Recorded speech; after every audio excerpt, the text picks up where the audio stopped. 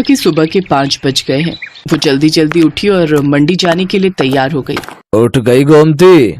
हाँ, और सुनो, मैं सब्जी लेने मंडी जा रही हूँ। तुम ब्रेड और दूध बंटी को बोल देना, ले आएगा। चाय ब्रेड खाकर ही दवाई लेना।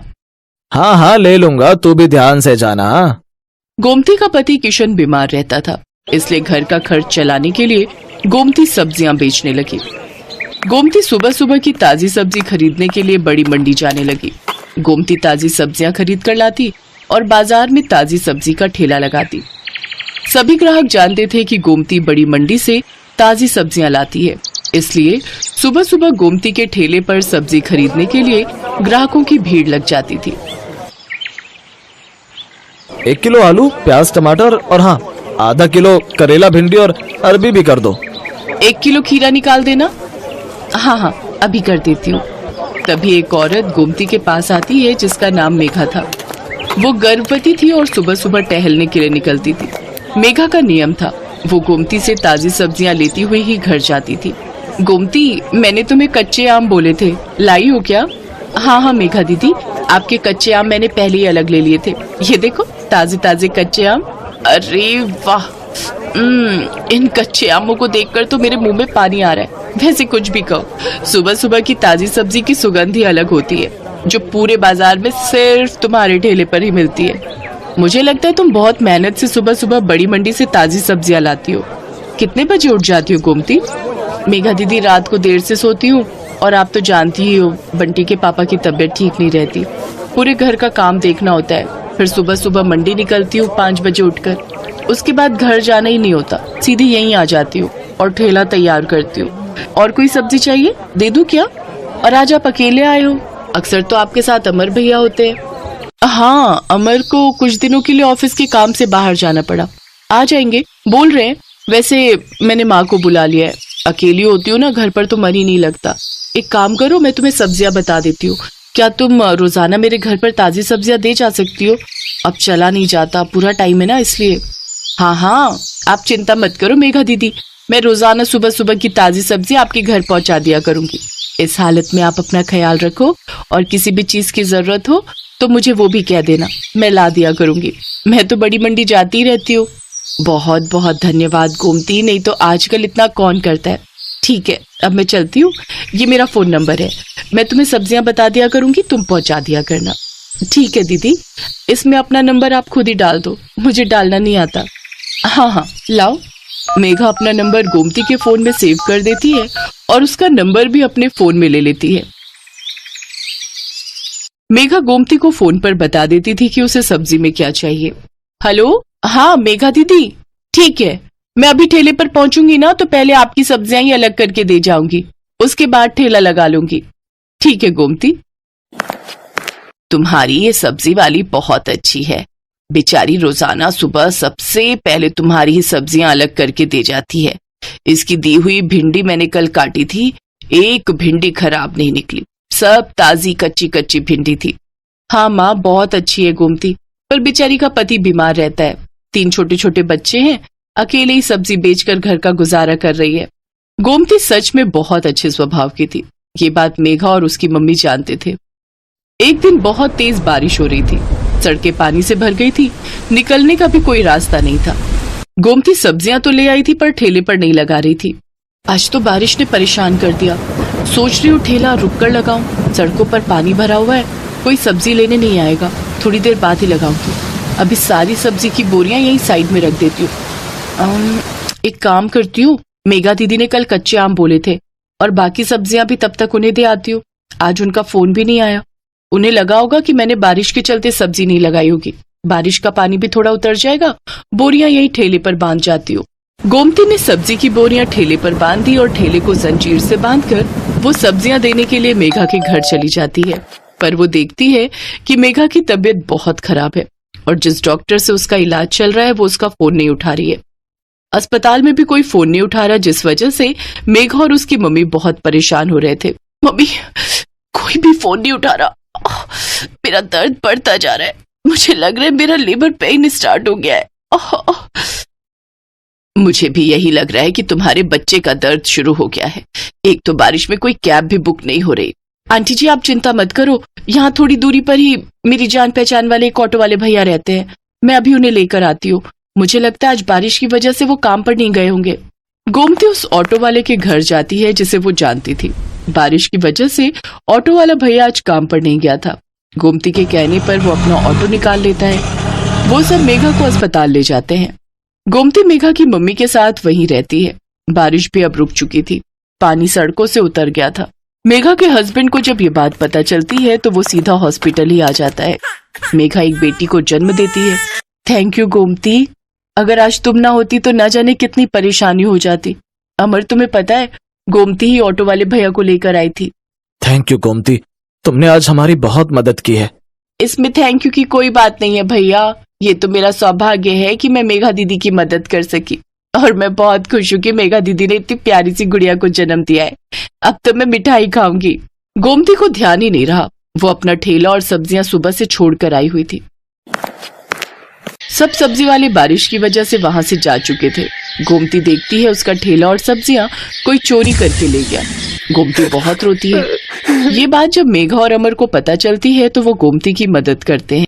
गोमती, हमारी अपनी दुकान कब से खाली पड़ी थी, अब तुम हमारी दुकान को अपनी सब्जी की दुकान बना लो।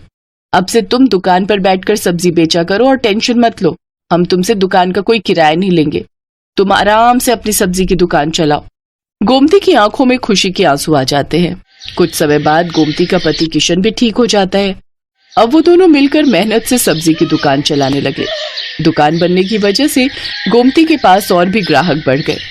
सब जानते थे कि अगर सुबह सुबह की ताजी सब्जी कहीं मिल सकती है तो सिर्फ गोमती सब्जी वाली की दुकान पर।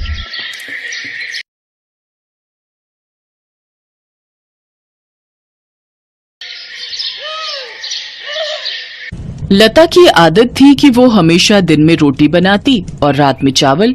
कुछ भी हो जाए, कभी दाल चावल, कभी राजमा चावल, कभी पुलाव, कभी खिचड़ी पर चावल तो बनने ही बनने हैं। कई बार लता की सास विमला उसे इसके लिए रोक चुकी थी, पर लता अपनी इस आदत को बिल्कुल भी नहीं बदलना चाहती थी। बहू, आज खाने में क्या बनाया है? बाबूजी दाल चावल बनाए हैं। आज फिर चावल बना लिए। लता, मेरे तो घुटनों में बहुत दर्द रहता है, मैं रोजाना रात में चावल नहीं खा सकती बहू। दिन में बनाओ तो मैं थोड़े बहुत खा भी लूं। एक काम कर, मेरे और इनके लिए तो तू रोटी ही बना दे। माँ जी, अब आटा गूंथना पड़ेगा, आटा गूंथा हुआ नहीं रखा। कोई बात नहीं बहू, जो बनाया है वही दे दो। लता ने दाल चावल बनाए हुए थे, वही अपने सास ससुर के आगे परोस दिए। एक काम करो, मैं तुम्हें 2 रोटी का आटा गूंथ कर रोटी सेक देती हूँ। अरे नहीं नहीं विमला, कोई बात नहीं, मैं दाल चावल खा लूंगा। अब तुम उठोगी रोटी बनाने के लिए तो फिर बहू बोलेगी कि उसे ही कह देते, इसलिए अब खा लो। लता की दिन में रोटी रात में चावल की आदत दिन पर दिन बढ़ती जा रही थी। लता, आज तो मेरी ऑफिस की छुट्टी है, एक काम करो, कढ़ी चावल बना लो, बहुत मन हो रहा है। अब मैंने गोभी आलू की सब्जी और रोटी बना दी है, अब मैं कुछ नहीं बनाऊंगी। वैसे भी मैं रात को राजमा चावल बनाने वाली हूँ, मैंने पहले ही प्लान कर लिया था, इसलिए अब रोटी और गोभी आलू की सब्जी खा लो। तुम सही हो, जब देखो अपनी मर्जी करती हो। अब रात में मैं सोच रहा था कि मटर पनीर की सब्जी और रोटी बनवाऊंगा, तुम राजमा चावल का प्लान बनाकर बैठ गई हो। अरे तो क्या हुआ, तुम तो जानते हो ना मैं दिन में चावल नहीं बनाती हूँ, रात में थकी हुई होती हूँ, इसीलिए मैं रात को ही चावल बनाती हूँ। मेरे से नहीं बनती रात में रोटियां। अच्छा ठीक है, जो मन में आए वो करो।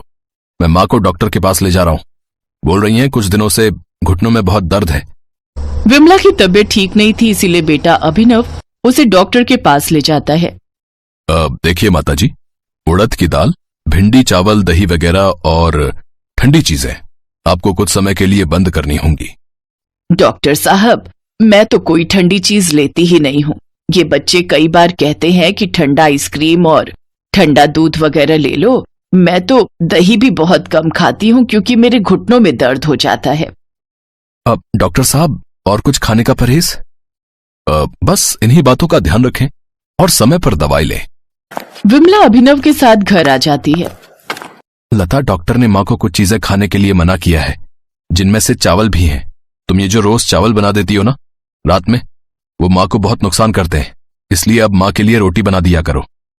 ठीक है, बना दूंगी, पर आज खाना बन चुका है। तो कोई बात नहीं, माँ के लिए रोटी बना दो, और एक काम करो, बाबूजी के लिए भी बनाई दो। बस काम पर काम बढ़ा देते हो। लता गुस्से में रसोई में जाती है तो वो देखती है कि उसकी सास रसोई में रोटी सेक रही है। अरे, मैं बना तो रही थी, आप क्यों खड़ी हो गई?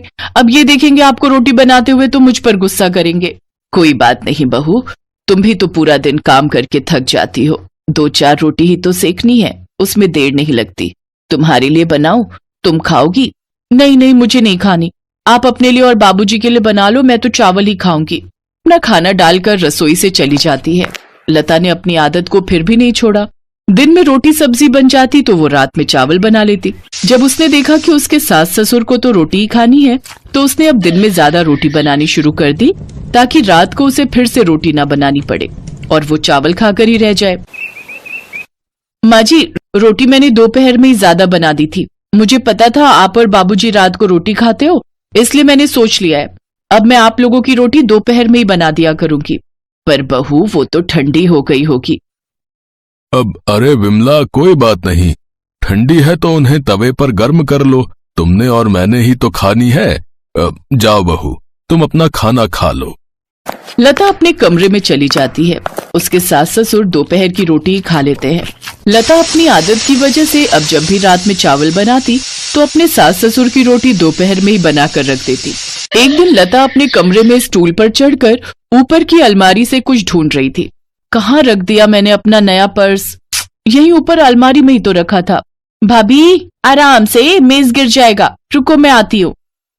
जितनी देर में काम वाली दौड़ कर जाती, इतनी देर में लता मेज से नीचे गिर चुकी थी। लता की चीख निकल गई। अभिनव और विमला लता को डॉक्टर के पास ले गए। लता की रीढ़ की हड्डी का मांस फट गया, जिस कारण लता को कुछ दिनों का बेड रेस्ट हो गया। माँ, ये लता की सारी दवाइयाँ, अभी अगले हफ्ते बुलाया है डॉक्टर ने। बेटा, घबराने की तो कोई बात नहीं है ना? डॉक्टर क्या कह रहा है? पापा, रीढ़ की हड्डी का मांस फट गया है, इसलिए कुछ दिन ठीक होने में लगेंगे, लेकिन लता को पूरा बेड रेस्ट करना होगा। कमर में बहुत दर्द हो रहा है। अरे, मेरी बहू तो बहुत बहादुर है, देखना तुम बहुत जल्दी ठीक हो जाओगी।